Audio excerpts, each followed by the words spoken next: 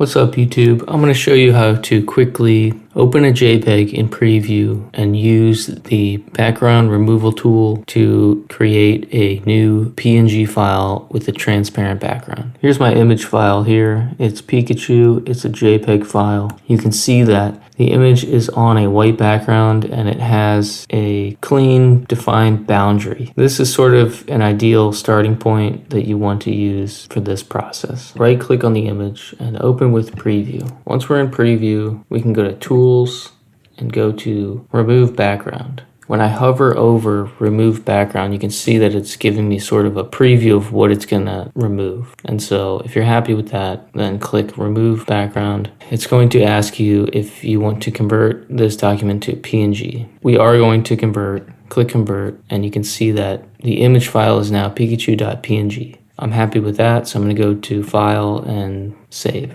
I'm going to quit Preview, Command Q. My new PNG file is right here, and if I click on the image file and use the spacebar to quickly preview the image, you can see that Pikachu is on what appears to be a gray background, but it is really no background. Pikachu is now isolated and floating in space. Hopefully this works for what you're trying to do. Thanks for watching. Leave a comment, leave a question, subscribe to the channel. It would mean a lot to me, and thanks again. See ya.